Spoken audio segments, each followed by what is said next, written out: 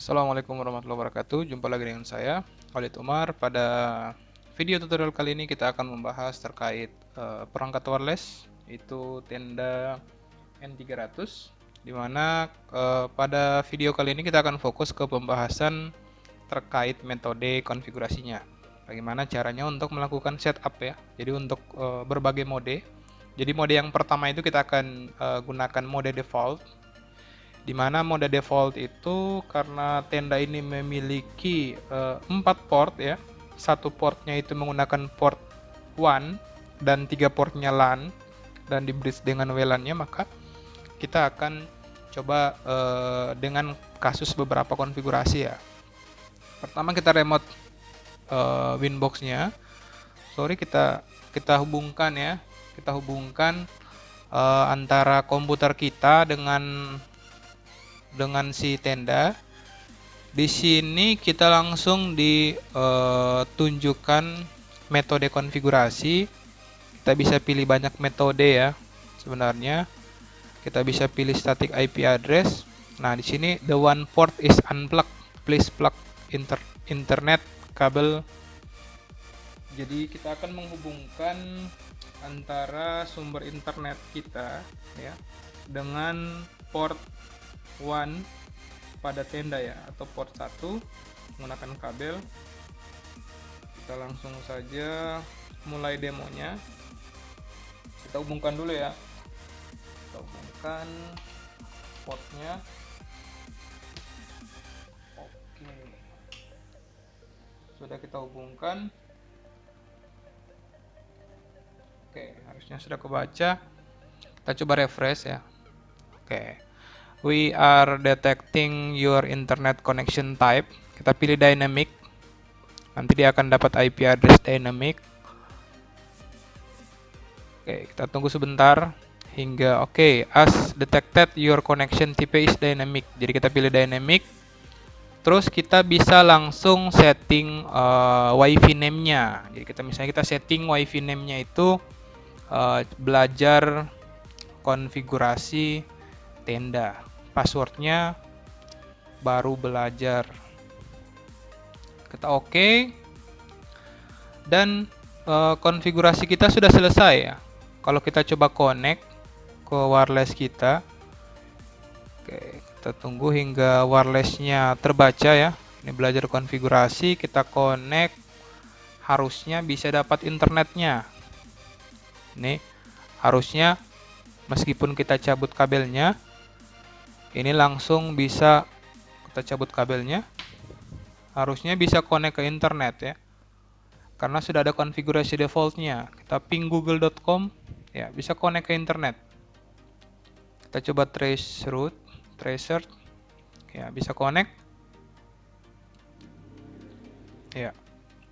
Sangat mudah untuk konfigurasi basicnya. Begitu juga dengan kabel. Kalau kita sudah setting defaultnya itu startup wizardnya itu biasanya semuanya otomatis ya. Jadi Ether 2 untuk LAN, Ether 3 sama Ether 4 sama wirelessnya itu semuanya itu sebagai sumber internet ya. Jadi sudah di bridge secara otomatis. Dan Ether satunya sebagai WLAN. Nah, kita akan ubah sedikit konfigurasinya, di mana awalnya sumber internetnya itu melalui wireless, melalui Ethernet ya, Ether 1. Kita akan coba set konfigurasi wireless settingnya ya. Wireless settingnya kita masuk ke mode wireless repeating. Terus kita masuk, jadi wireless repeatingnya kita bisa pilih WISP atau wireless internet service provider. Kita bisa pilih wireless yang akan kita repeat. Misalnya kita tidak ingin menggunakan kabel, kita ingin connect. Terus kita oke. If you enable WISP mode, the router will reboot. Jika kita akan mengaktifkan WISP mode, maka router akan restart. Nah, si router akan reboot ya. Kita tinggal menunggu hingga proses rebootnya selesai. Jadi sangat mudah. Jadi ketika kita melakukan proses instalasi ada dua opsi sebenarnya. Yang pertama, opsi sebagai backbone-nya itu sebagai menggunakan kabel. Namun ketika kita tidak memiliki perangkat kabel, kita bisa melakukan instalasi jaringan wireless menggunakan access point ya. Jadi menggunakan mode WISP tadi. Jadi belajar konfigurasinya sudah ada, dan meskipun kita sudah cabut kabel Ether, cabut kabel ke internetnya, itu tetap bisa connect ke internet ya. Kita cek lagi, harusnya masih bisa ping ke internet ya. Dan kita connect ke belajar konfigurasi internet settingnya. Oke, tetap ada ya. Oke, jadi sangat mudah proses konfigurasinya. Jadi ada banyak mode sebenarnya ya, yang bisa kita pilih. Ada universal repeater, sama ada AP mode.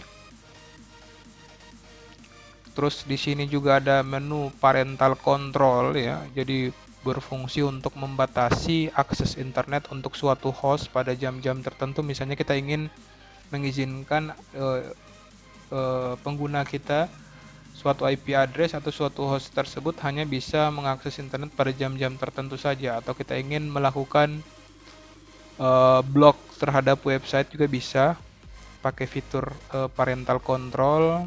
Ada fitur advance untuk setting DMZ, untuk setting DDNS, sama ada fitur administration untuk rubah konfigurasi IP defaultnya ya. Defaultnya kan menggunakan 0.0/24. Kita bisa ubah settingannya ya. Kita bisa ubah settingannya menjadi sesuai kebutuhan kita. Oke, sangat mudah untuk basic configuration untuk perangkat Tenda N300. Sekian, semoga bermanfaat. Akhir kata, wassalamualaikum warahmatullahi wabarakatuh.